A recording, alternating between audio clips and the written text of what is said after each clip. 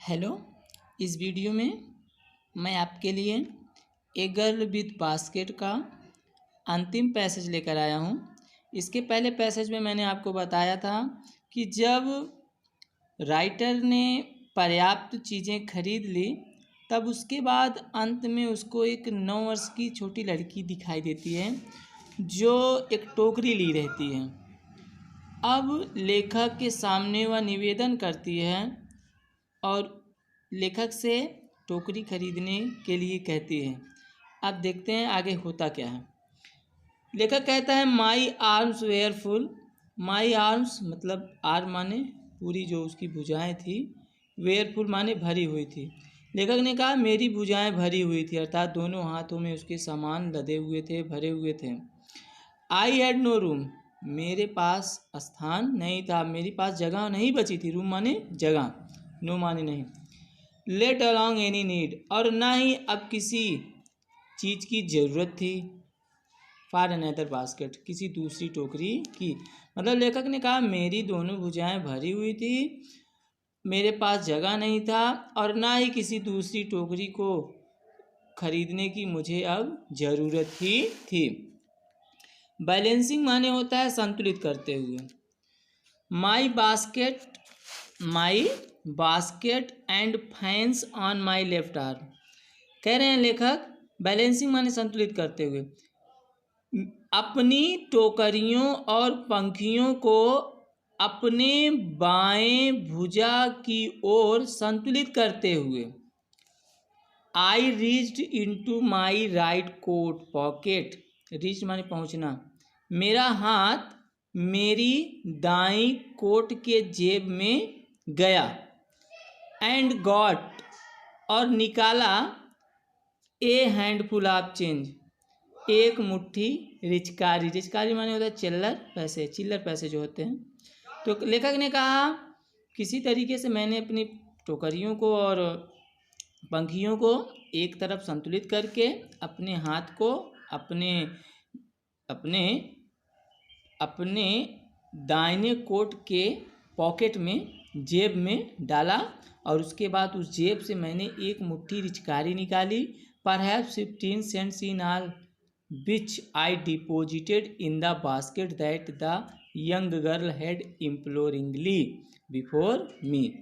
तो कह रहे हैं कि परहैप्स शायद जो रिचकारी निकाले थे, शायद 15 cents in all which, सारे जो रिचकारी थे बोल रहे हैं कि वो परहैप्स 15 सेंट्स, लगभग शायद 15 सेंट्स रहे होंगे कुल मिलाकर।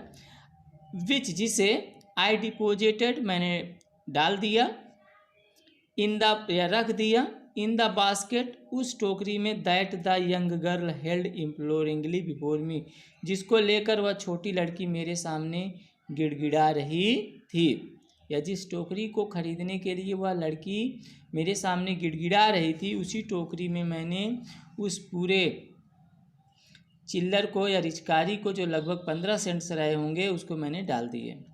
आई tried to explain that I could not buy the basket but extended the gratuity as a substitute. Substitute माने होता है विकल्प के, ग्रेच्युटी माने दान या धन, एक्सटेंडेड माने देना, एक्सप्लेन माने व्याख्या करना, व्यक्त करना, ट्राइड माने कोशिश करना।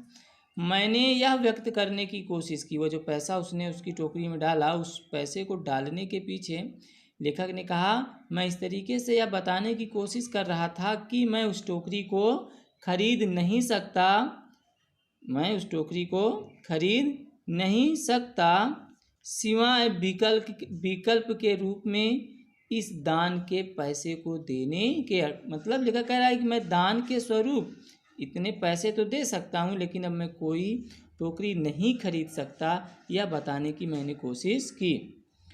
आई रियलाइज एट वंस वाट ऑफेंस, ऑफेंस माने अपराध, आई हैड गिवन माने देकर, रियलाइज माने महसूस करना।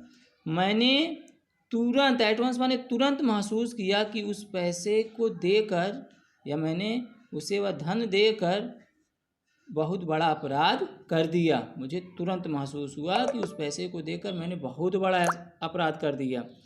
दिस चाइल्ड ऑफ 9, यह 9 वर्ष की लड़की, dressed in rags and on edge of starvation. Starvation माने भूखमरी, रेज माने फटे हुए कपड़े पहने हुए, रेक्स ड्रेस माने कपड़ा होता है। यह 9 वर्ष की लड़की जो फटे चीटे कपड़े पहने हुए थी और भूखमरी के कगार पर थी, दहलीज पर थी। रेज्ड हर चिन, उसने अपनी गर्दन उठाई, उसने अपने गर्दन को उठाया, जो निवेदन के साथ झुके हुए थे उसने अपने गर्दन को उठाया। Reached into the basket, basket से पैसे को निकाला या उठाया। And with all the pride and graciousness, all माने पूरे, प्राइड माने गर्व, ग्रेसियसनेस माने होता है आत्मसम्मान। आप लेडी माने एक औरत की तरह। वो कह रहे हैं कि उस लड़की ने टोकरी से पैसे को उठाया और पूरे गर्व और एक औरत के गर्व और सम्मान के साथ उसने उस पैसे को मुझे वापस कर दिया। उस लड़की ने उस पैसे को उठाया और पुनः वापस कर दिया। There was only one thing, अब सिर्फ एक ही चीज़ थी। ओनली वन माने एकमात्र, थिंग माने वस्तु, आई कुड डू, जो मैं कर सकता था। कह रहे हैं कि अब लेखक कह रहा मेरे पास सिर्फ सिवाय एक ही विकल्प था। वो क्या था? आई बॉट द बास्केट, मैंने टोकरी खरीद ली। सी वाइप्ड हर आईज, उसने अपनी आंसुओं को पोछा।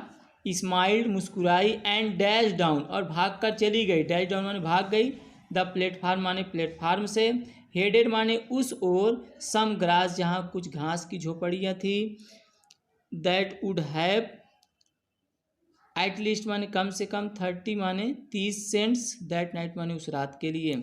तो बोला, लेखक कह रहा है कि मैंने उस टोकरी को खरीद लिया। तब वह उसने अपने आंसुओं को पोंछा, मुस्कुराई और भागती हुई प्लेटफार्म से उस ओर गई जहाँ पर कुछ घास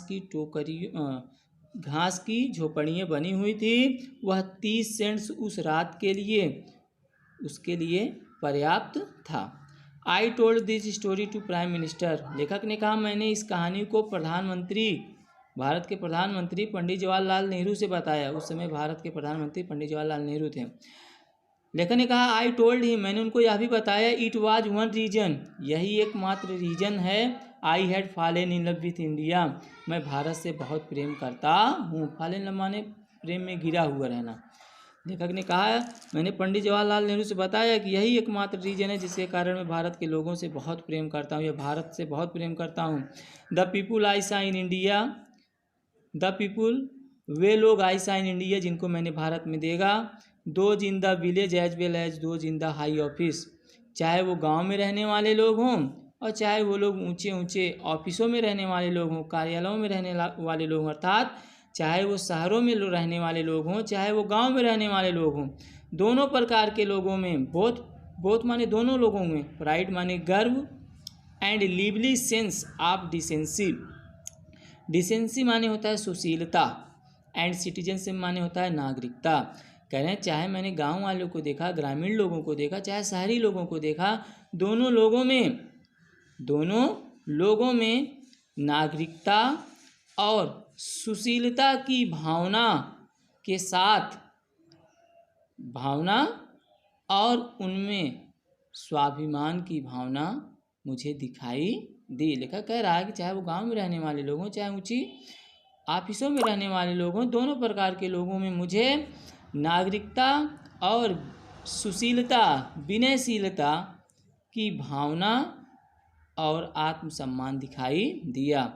they also have a passion for independence, लेखक ने बताया इन लोगों में स्वतंत्र रहने की भावना भी है। आल्सो माने भी, हैव माने इनके पास, फॉर इंडिपेंडेंस माने स्वतंत्रता की।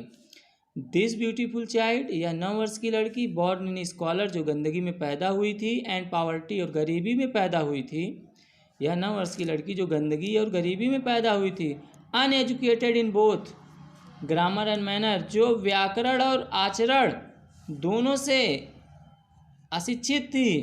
Had given me a glimpse of the warm soul of India, glimpse माने झलक, वार्म सोल ऑफ इंडिया माने एक आदर्श भारत की, उसने मुझे एक आदर्श भारत की झलक दिखलाई। एक बार फिर से देखेंगे बच्चे।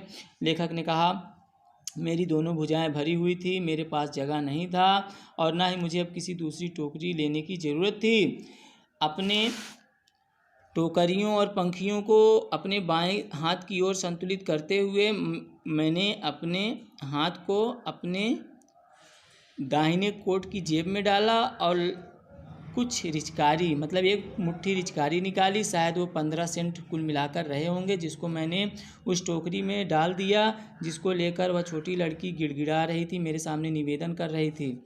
मैंने उसे बताने की कोशिश की कि मैं उस टोकरी को नहीं खरीद सकता, सिवाय उसके विकल्प में उसके स्थान पर उपहार के रूप में ये पैसे देने के अलावा, दान के रूप में ये पैसे देने के अलावा मैं उस टोकरी को खरीद नहीं सकता। मैंने तुरंत महसूस किया कि इस पैसे को देकर मैंने कितना बड़ा अपराध कर दिया। यह 9 वर्ष की लड़की जो फटे कपड़े पहने हुई थी, भुखमरी के कगार पर थी, उसने अपनी गर्दन उठाई और टोकरी से पैसे उठाए और पूरे एक युवती के गर्व और स्वाभिमान के साथ उस पैसे को मुझे वापस कर दिया। अब मेरे पास सिर्फ एक ही विकल्प था जो मैं कर सकता था, मैंने उस टोकरी को खरीद लिया। तब उसने अपने आंसू को पोंछा, मुस्कुराई और भागती हुई प्लेटफार्म से कुछ घास से बनी हुई झोपड़ियों की ओर गई और वह 30 सेंट उसके लिए उस रात के लिए पर्याप्त था। मैंने इस कहानी को प्रधानमंत्री पंडित जवाहरलाल नेहरू को बताया। मैंने उन्हें बताया कि यही वजह है जिसके कारण मैं भारत से अत्यधिक प्रेम करता हूँ। भारत के जिन लोगों को मैंने भारत में देखा, वो चाहे गांव में रहने वाले लोग हों, चाहे शहरों में रहने वाले लोग हों, दोनों लोगों में भारत की नागरिकता और विनयशीलता की भावना और आत्मसम्मान की भावना थी। उनमें स्वतंत्रता की भावना थी। यह सुंदर छोटी लड़की जो कि गंदगी और गरीबी में पैदा हुई थी, आचरण और व्याकरण दोनों से अनजान थी, उसने मुझे एक आदर्श भारत की झलक दिखलाई।